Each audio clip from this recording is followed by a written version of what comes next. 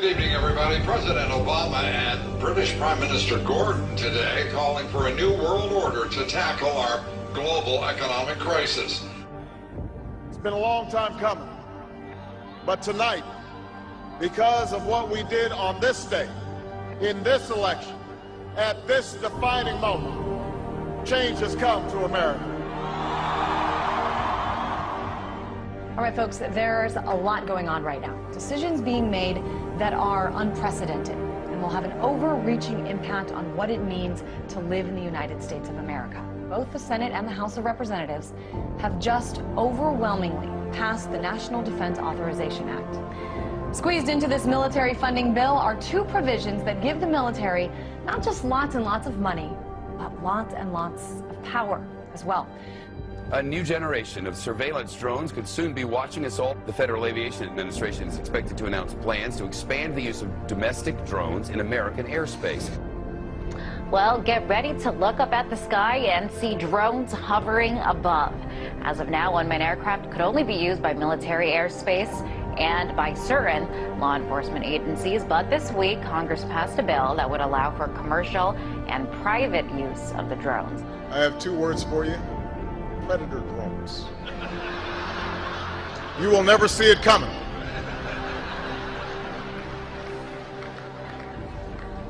You think I'm joking? We're shopping and dining over Thanksgiving and maybe watching some football games. Big government Republicans and Democrats were busy shredding the last vestiges of the Constitution. Senators John McCain and Carl Levin want to enact a law that would declare the entire United States of America a battlefield for the military.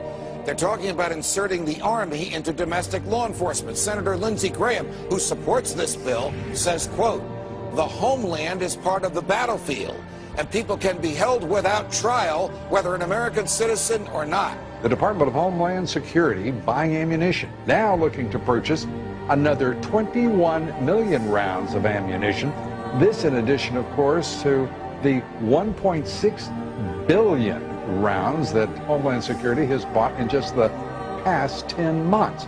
Now, to put all of this in perspective, the military used approximately 70 million rounds each year of the Iraq War. 70 million rounds in a war. If you look at what the Department of Homeland Security has been purchasing over the last year, it comes out to like 1.6 billion rounds of ammunition, more than 7,000 fully automatic assault weapons, 2,700 MRAP type vehicles, and now drones. Those are instruments of war. Department of Homeland Security's, who are they going to fight a war against? Something happened.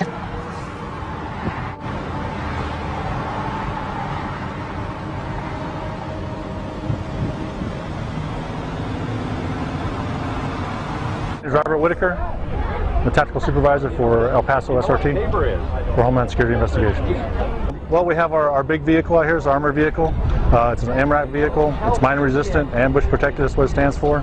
That's what we use to deliver our team to high-risk warrant services. The affirmative task we have now is to actually create a new world order. Important breaking news out of Boston. A pair of bombings rocked the finish line at the historic Boston Marathon. It was never meant that we would have this gigantic police force from the federal government. I mean, we had martial law up there. FBI and all these agents coming in, closing things down, going to people's houses. Do we close down cities because there's 10 murders over the weekend in Chicago? We don't do that. But here we close down a whole city, not even allowed to go to a baseball game. I mean, I think it's very, very scary when I look at some of those pictures. The military likes to perform war games, so that's why we're seeing military on the streets practicing. They are actually practicing. The tanks that we see on the streets and the National Guard patrolling neighborhoods and the practices that they're doing with our local police department, this is all in preparation for martial law, so that when they do actually lock down the country, they've got everything secured. But I think what we're starting to see, for anybody who is objective at all, is we're seeing a totalitarian system now unveil itself. And ever since essentially 9/11 happened, it's been more and more of these draconian measures that are leading us right down the road to martial law. Particularly to hear President Obama claim the power to keep people in prison indefinitely with no charges against them, no conviction, no sentence, just imprisonment. It's particularly stunning to hear him make that claim in the middle of a speech that was all about the rule of law. This last week, the U.S. Congress passed a bill which repeals classic comitatus, which means that we have now institutionalized and codified martial law. Right now, the battle against terrorism involves all of us. Everybody in this country is a potential terrorist. We don't even understand freedom anymore. We are a country that is headed towards socialism, totalitarianism, beyond your wildest imagination. I have to tell you, I'm doing a story tonight that I wanted to debunk these FEMA camps. I'm tired of hearing. You know about them? Sure. I'm tired of hearing it. I wanted to debunk them. Well, we've now for several days done research on them. I can't debunk them. I don't know anything about them. It is our government. If you trust our government, it's fine. If you have any kind of fear that we might be headed towards a totalitarian state, look out, buckle up. There's something going on in our country that is ain't good. And they find a little red dot or a little blue dot on their mailbox, and they wonder what the little red dot and blue dot is. Well, it's marking your mailbox by the government, so when foreign troops come in here on us after martial law, but if you have a blue dot, they take you to the FEMA camps being built by Halliburton right now to house 50 million Americans. They're building enough concentration camps in America by Halliburton. So I'm going to tell all of you, if you have not bought ammunition, if you have not bought guns, go get them now. Go get them now, because you won't be able to get them much longer.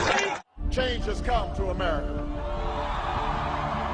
Practice Christianity and you could be court-martialed. That could be the new law of the land for our armed forces, thanks to a proposal by a religious tolerance group that claims Christian evangelists are predators. Is a war on religious liberty within the military, and that the Christianity of service members is now coming under attack by the Obama administration. It's so incredible. And here's a new article by Kurt Nimmo that's got links to Fox News, Denver papers, you name it. The state police have gone public and said, we're in federal training now where they're asking us, will we confiscate guns from Christians? Now, do you understand how even more illegal that is? Behind the scenes, they're training for what can only be called a foreign authoritarian takeover of this country via the federal government and the foreign banks. Here's the article. Colorado troopers trained to consider Christians as dangerous terrorists. Absolutely amazing. And it's all bibliographed. It's all linked to it being announced, to it being reported.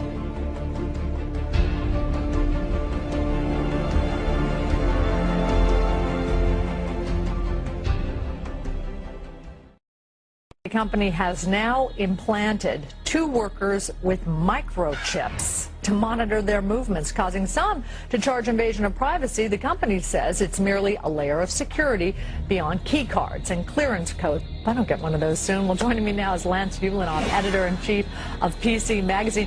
Lance, this sounds like some freaky science fiction book. Tell us what this is about. These 2 workers have microchips? Right. Well, this is very, very real, and these microchips are about the size of a grain of rice. They get injected into your skin. Futuristic film. Humans injected with a tiny chip holding the key to all of their private information. But as you're about to see in our CBS 46 investigation, it's not fiction. In fact, it's being marketed in Georgia as life-saving technology. Life-saving technology. We have a Florida family who are really pioneers in a brave new world. They have volunteered to be the first ever to have microchip identification devices implanted into their body. It is the first implantable microchip for humans that has multiple security, financial, and healthcare applications. One thing I would just suggest, I'm just an outside soon-to-be investor. I love this idea, by the way, Scott. I think it's... The Northside Independent School District in San Antonio has put tracking chips in the ID badges for more than 4,000 high school students. Well, it looks and sounds like something out of the future, but a new palm scanning device will help Bossier Parish schools keep better track of what children are eating there. The electronic device will be implemented at all Bossier Parish schools.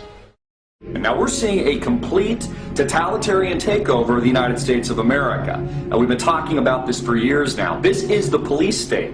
This is the police state. This is what a total breakdown of our society looks like. But we're seeing all of this intensify. This is all intensifying around the Second Amendment. Should we be able to own guns or not? Let's take guns away from the people.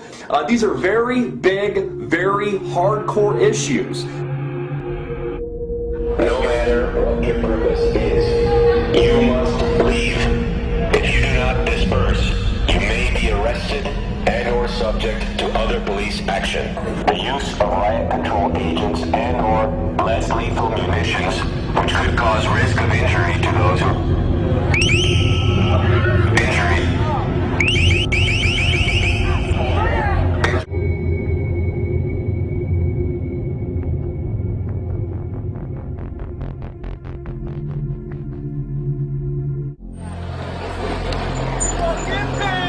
Wall of police now moving in.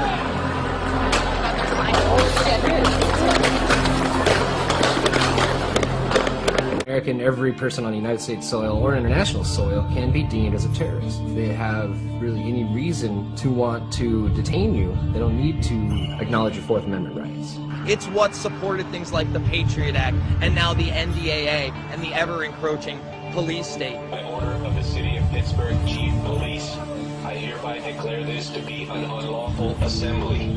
I order all those assembled to immediately disperse.